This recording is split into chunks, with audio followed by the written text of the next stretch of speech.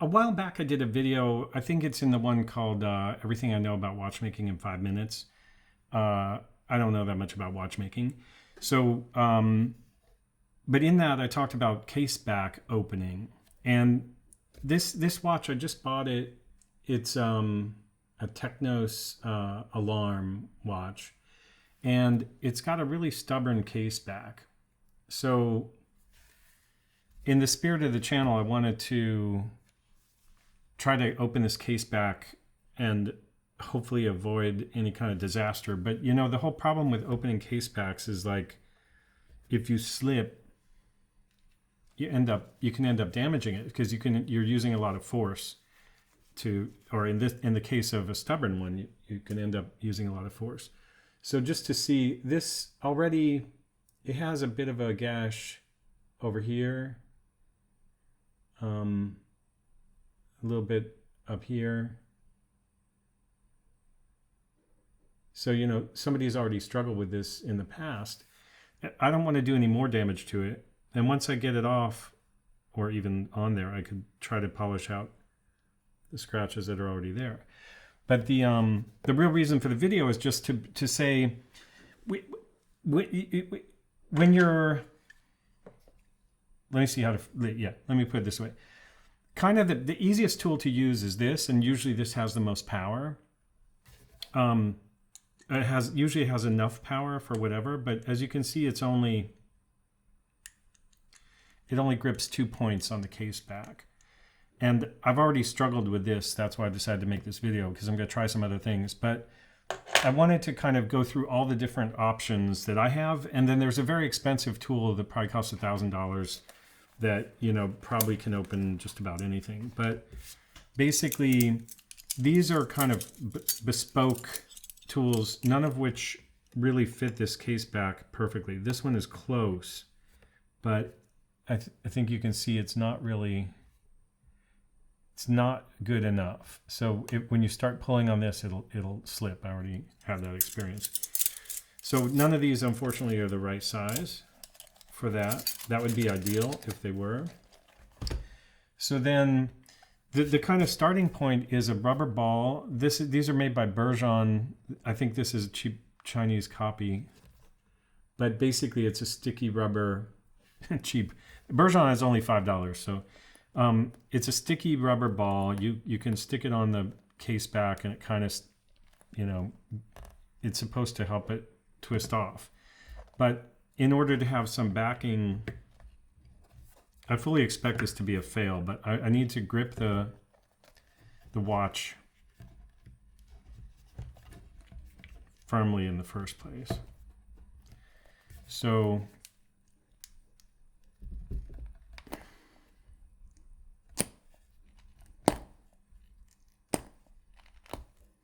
this is just, you know, it's not going to cut it. I also want to be careful here because I'm forcing this crown and stem against this case is not ideal for sticking in any of these case holders. But basically this case holder gives you a slightly better grip than holding it in your hand. The ball is not enough. I'm going to continue to use this because I have something better and I don't want to damage the watch. So this one, this is made for the same thing, just holding a case while you try to take the back off.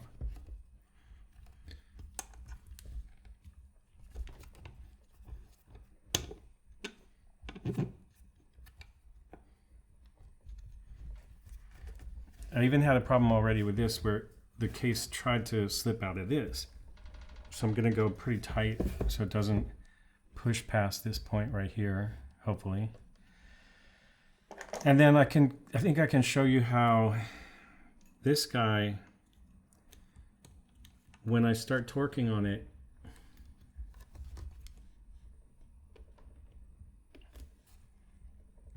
it's just bending. Like I feel like if I keep forcing it, it's just going to snap this plastic case of this thing, or I'm going to slip and scratch it. So that's not strong enough. So then the other thing is this kind of thing, and these are all from AliExpress. Oh, but one of the points I wanted to make is that when you're starting out in watchmaking, you might start with the cheapest thing, which is one of these. Like this is probably $3. This is probably $3 from China or less. And then this starts getting up in the like $5 to $10 range, I think. And then this thing, I think, I don't remember how much it was, but obviously this is pretty good for holding it. But you still got to have a tool that will grip it.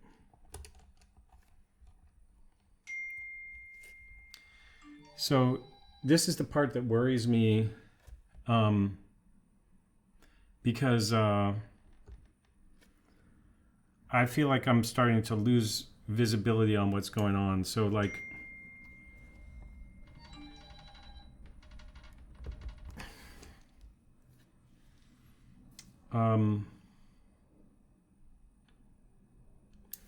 anyway, I think you know this. The way that this works is you adjust the positions of these 3 points by scrolling these. This point brings these two back and forth together or apart, and this one brings this one into place. So you can adjust this for a 6-point back like this. You can adjust this to fit pretty well, but it's still pretty fidgety. So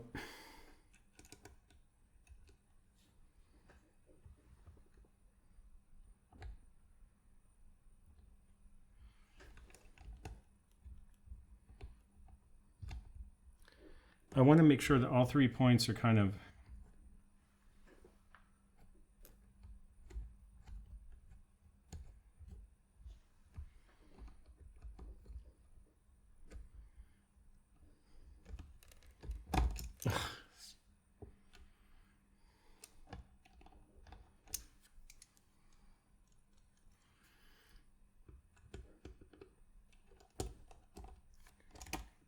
One of the things I found interesting about this whole process of learning watchmaking is that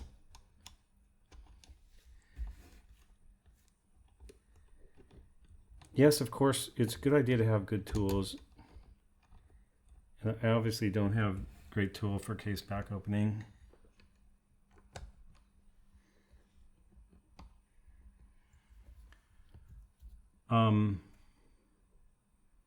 Oh, but the point is, like, you can become pretty advanced at a bunch of things, like restoring a movement, and you can still get stuck by something that is extremely frustrating and makes you feel like an amateur again. And that's one of the things that bugs me about.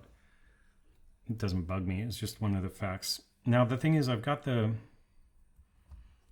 need to figure out how to hold it down with one hand and use the other hand to take advantage of the leverage on this handle here.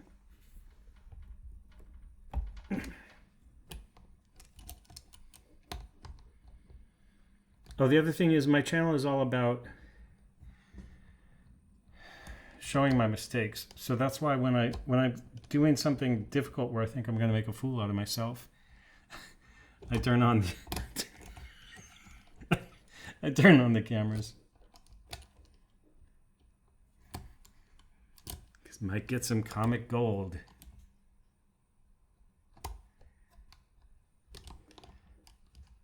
The ideal way to be a watchmaker is just, if you're super rich, just buy every freaking tool.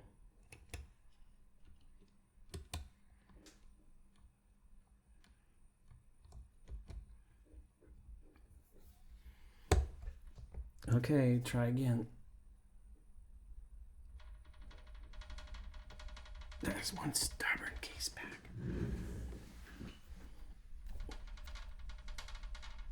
Ooh, I think I felt it go.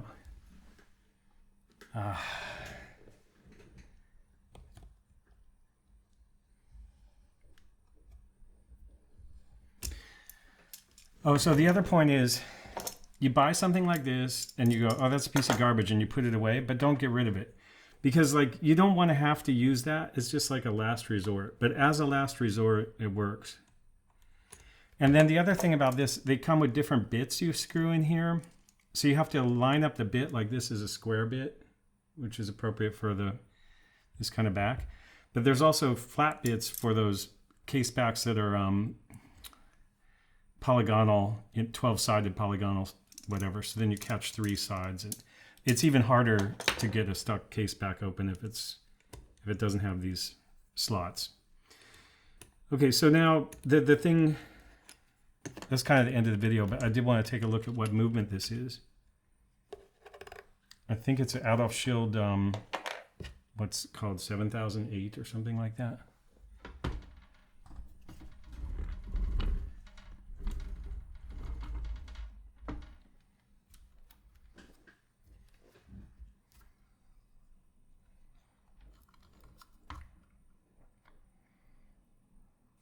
This thing's too high, so.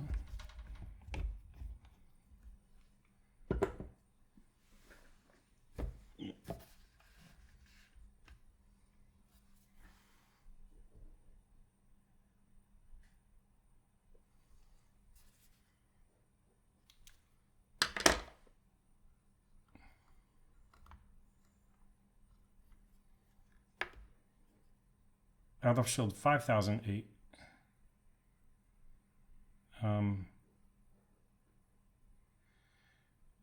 And the time it's set fast, like the regulator is set to speed it up. Let's see if it needs regulating right now.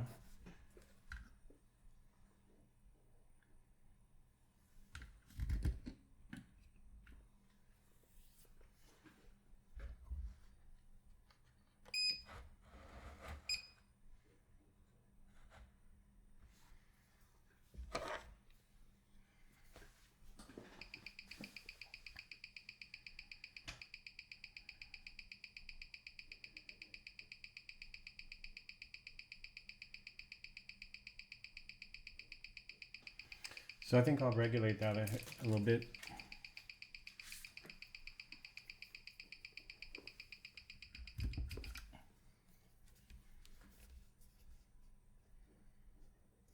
It really just needs a revision, but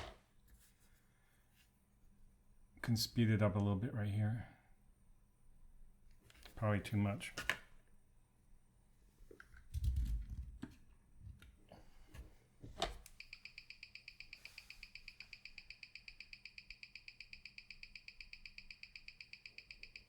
That didn't even help. Not sure why that is.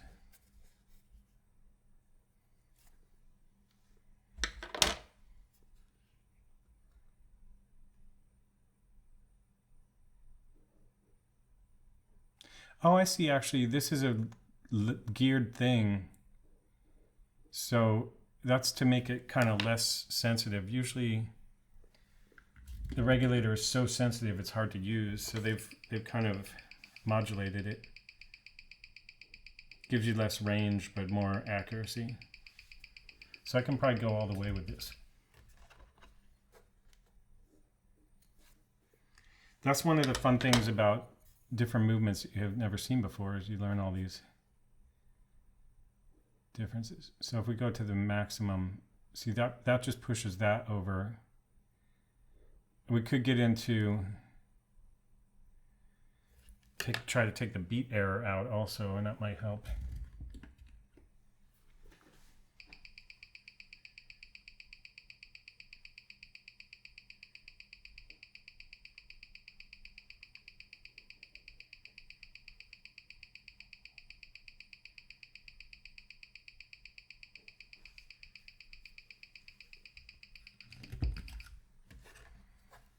Should we mess with the beat error?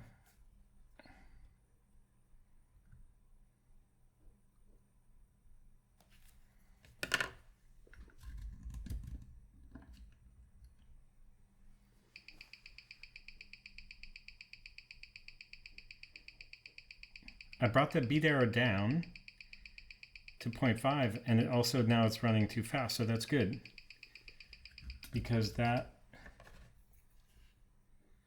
getting this thing back in a range where we want it. So we can go like this. And just tiny nudge.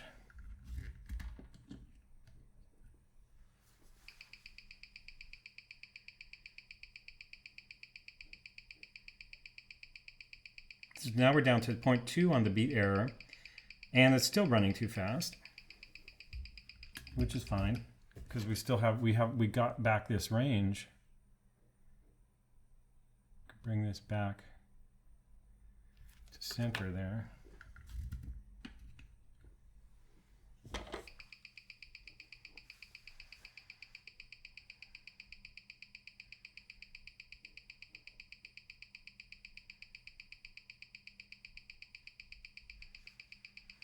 That's funny.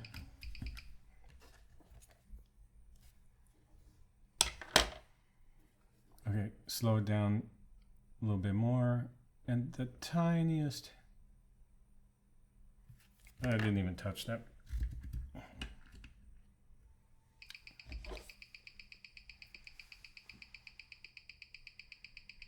Oh, that made the beat error worse. That's funny. But now it's down to 19 seconds per day. Seems to be even getting flatter. 12.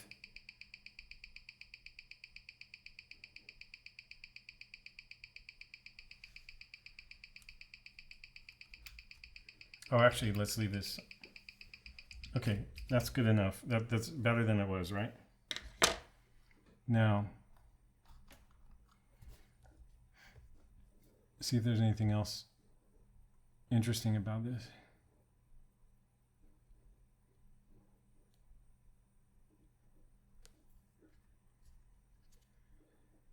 Oh, I see something interesting already. This Adolf Schild uses these weird screws to hold the movement in the case. And by weird, I mean they're like, in some cases, I've seen they're reverse threaded, and they're kind of counterintuitive. Where's the other one? It's not that it's reverse threaded, it's that when you unscrew it, it pushes, no, when you, let's see, instead of talking.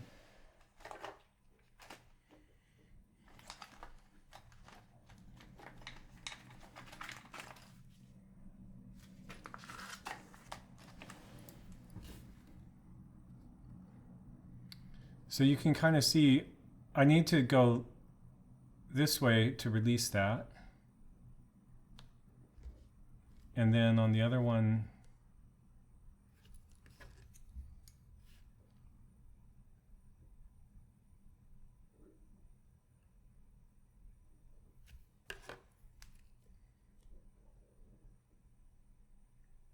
you go like the other direction. See, that one I went to the right. It's like whatever's more convenient. But also when you're, I think it is reverse threaded, because when you turn this left, it's actually going up and getting tighter. So if you don't know that, when you're starting out, you just start turning to the right, and then, like, I had all kinds of trouble with the other Adolf Schild alarm watch I have, the console, because I was turning it the wrong way. Okay, so now we could remove the movement. Oh no, we got the stems. So there's our stem release 1 and 2.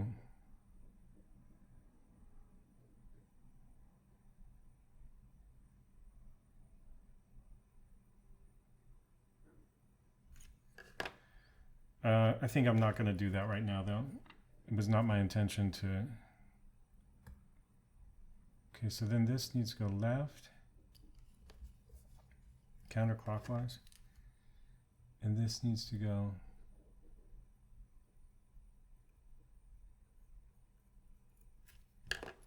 counterclockwise. Yeah, and then you get that counterclockwise results in downward pressure. I don't know if that was in this microscope shot, sorry. So you go counterclockwise. So clockwise, it's screwing, the screw is going down, and counterclockwise, the screw is coming out, and that's lifting up and pushing at the same time.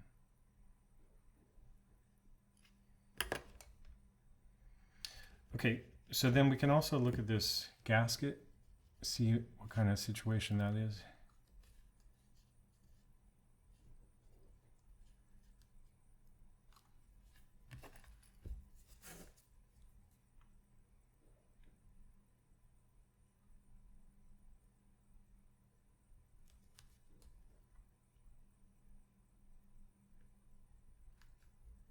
That's a hard plastic gasket, but it needs to be cleaned, I think, before putting that back on.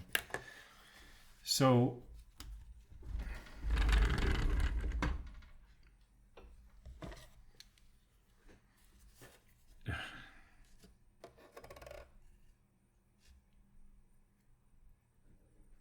yeah, that's it for now. I really want to talk about that case back opening thing. I know it's boring, but it's just the reality of that first step of taking a look at a new watch. Like, I really want to find out what that movement was in there.